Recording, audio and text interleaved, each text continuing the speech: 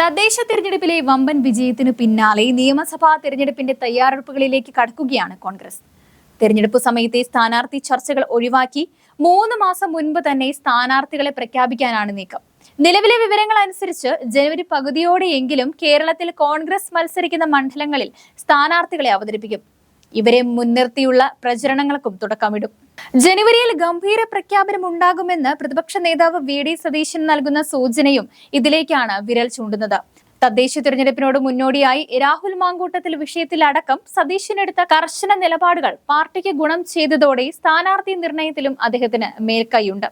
2021 തിരഞ്ഞെടുപ്പ് പരാജയത്തിനു പിന്നാലെ കോൺഗ്രസിന്റെ അന്വേഷണ കമ്മീഷൻ റിപ്പോർട്ടിലെ നിർദ്ദേശങ്ങൾ പാലിക്കാനാണ് ശ്രമം.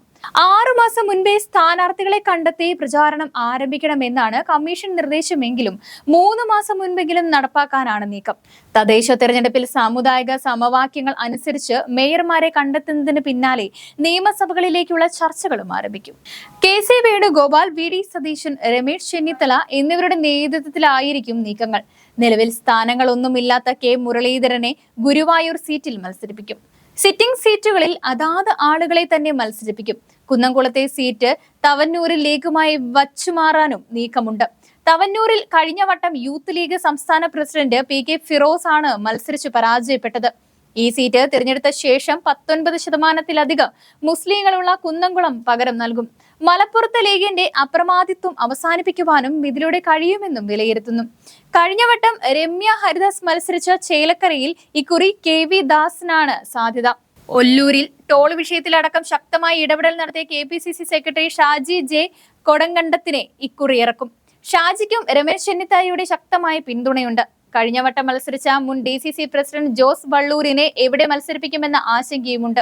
തൃശൂരിൽ രാജൻ പലന് സാധ്യത പറയുന്നുണ്ട് എങ്കിലും കോർപ്പറേഷൻ മേയറായി ക്രിസ്ത്യാനിക്ക് അവസരം നൽകിയാൽ നിലവിലെ Thrissur UDF convener TV Chandramohan എന്നിവർക്കും സാധ്യതയുണ്ട്. ഈ സീറ്റുകളിലേക്ക് നിലവിലെ DCC പ്രസിഡന്റ് അഡ്വക്കേറ്റ് ജോസഫ് ടാജറ്റും നോട്ടമിടുന്നു.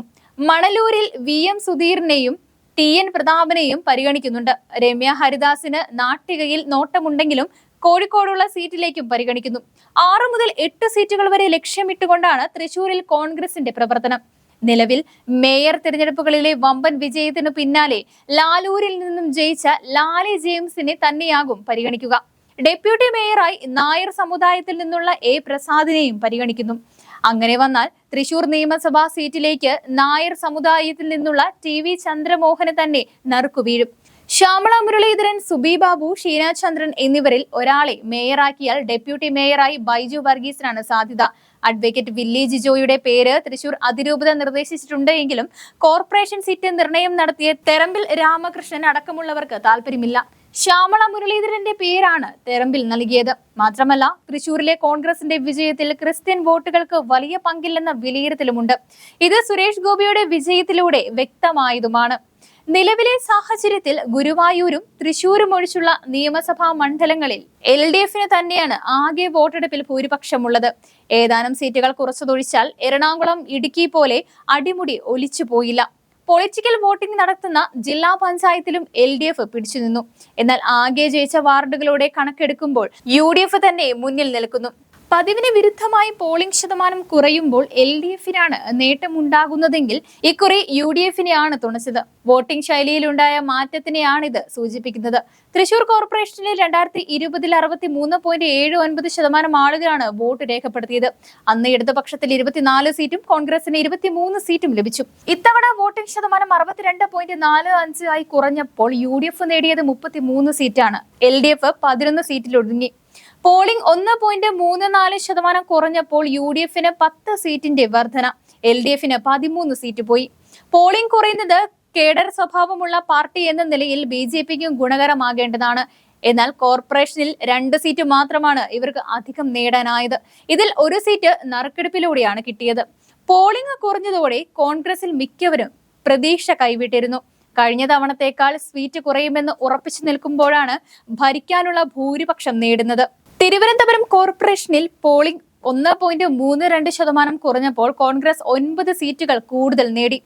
2020 59.56% പോളിംഗ് ഉള്ളപ്പോൾ 10 സീറ്റുകൾ മാത്രമാണ് കോൺഗ്രസിനുണ്ടായിരുന്നത്. ഈ തെരഞ്ഞെടുപ്പിൽ 58.24% പോളിംഗ് കുറഞ്ഞപ്പോൾ LDFന്റെ സീറ്റ് 52-ൽ നിന്ന് 29-ലേക്കും ചുരുങ്ങി.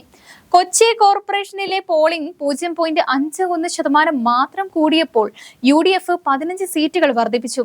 LDFന് 13 സീറ്റുകൾ നഷ്ടപ്പെട്ടു.